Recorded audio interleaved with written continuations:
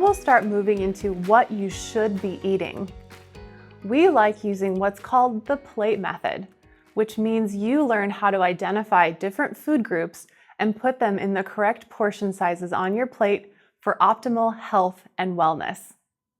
We recommend filling half of your plate full of non-starchy vegetables, a quarter of the plate full of a high-quality lean protein, and a quarter of the plate full of a high-fiber carbohydrate choice. On top of all this, you can use 1 to 2 tablespoons of some type of healthy fat. This method of eating will allow you to navigate any situation. As long as you know your food groups and your portion sizes, you can tailor your food to meet your own individual taste preferences. One of my favorite quotes is that the human animal has adapted to and apparently can survive on a variety of different diets, but the Western diet, however you define it, does not seem to be one of them. That means that the way we have started eating in most of Western cultures has not been productive for our health. In fact, it's been promoting chronic illness. That means we need to reassess what we're eating and get closer to nature when we make our food choices. One of the best ways we can do this is identifying if a food ran on the ground or grew in the ground. I like to think about whether my great-grandmother would recognize these foods if they were put in front of her. The closer we get to nature, the healthier that food is.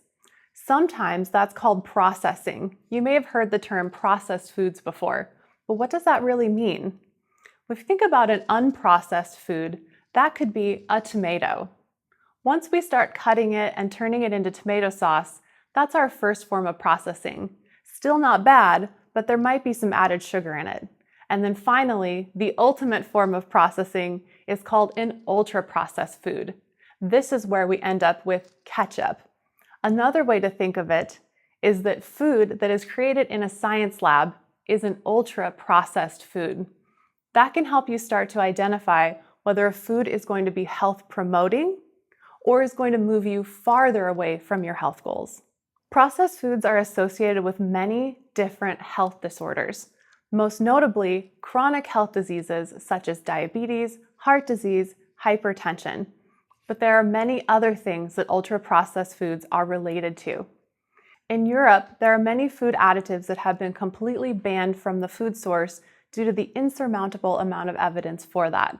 However, if you are located in the United States, it's important to know that none of these food additives are banned and they are present in your food. This means it's even more important to find foods that are closer to nature. Did it run on the ground? Did it grow in the ground? Food additives are most often found in crackers, cereals, cookies, packaged foods, or brightly colored yogurts. Of note, companies are not required to put extra fructose on the label as added sugar when they add fructose to fruit juices or other fruit beverages. This is because they deem fructose to be a natural source of fruit sugar, and therefore it is not required to mention it as added sugar on the label. Marketing of processed food is designed to make you buy it. Foods like natural, farm fresh, or healthy have no regulations behind them.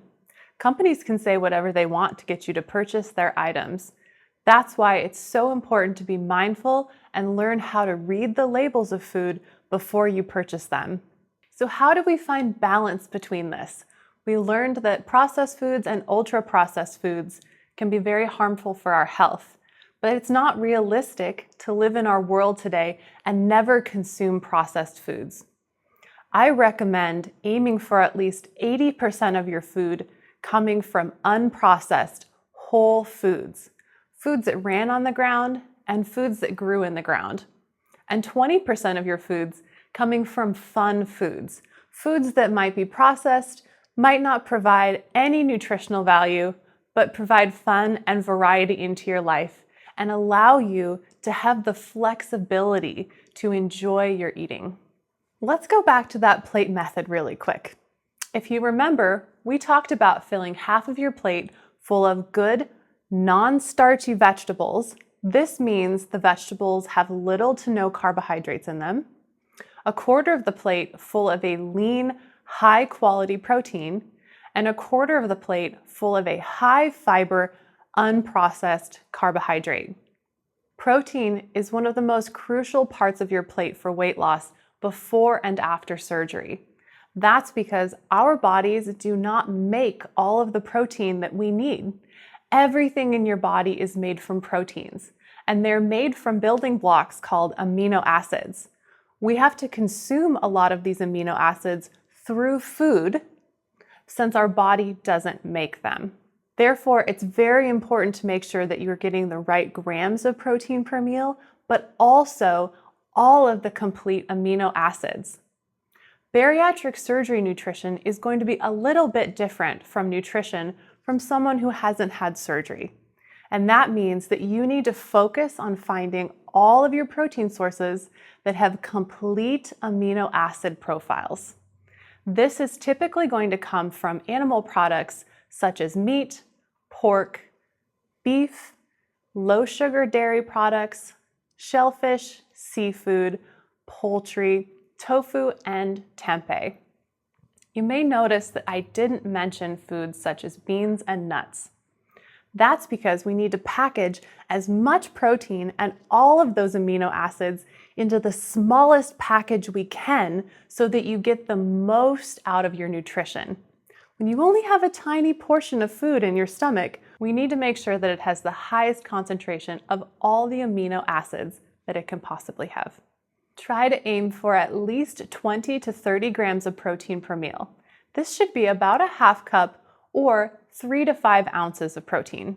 Carbohydrate choices are also very important for weight loss. A lot of carbohydrate foods are not very well tolerated after bariatric surgery. Therefore, it's in your best interest to start working out a lot of those carbohydrate-based foods in favor of more protein and vegetables. When you do choose a carbohydrate food, try to make sure that it has a higher fiber content in it. This will mean that the food will be digested slower and more likely to be tolerated after bariatric surgery. I recommend aiming for carbohydrate choices that have at least 5 grams of fiber per serving. These can be things like beans, legumes, whole grains, ancient grains, sweet potatoes, and other winter squashes.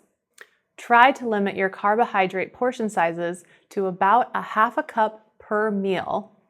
This should equal around 15 grams of carbohydrate. And lastly, the largest portion of our plate is the non-starchy vegetables. There's a wide variety of foods that fit into this category, and oftentimes people find they are the pickiest when it comes to these foods. I would print out a list of all of the different vegetables, go through, circle and highlight the ones you like. I bet that you like more than you think. And lastly, as you're enjoying your meal, it's important to follow the principles of eating until satisfaction, or satiety. That means that as you finish your meal, you think to yourself, I could eat more, but I don't need to. There's a delicate balance between feeling full and satisfied and not feeling overstuffed. Try to set up a designated eating area for yourself, someplace that feels special and enjoyable for you. Chewing and digestion can be very important. Sit up straight when you're eating, make sure both feet are flat on the floor, and that you chew well.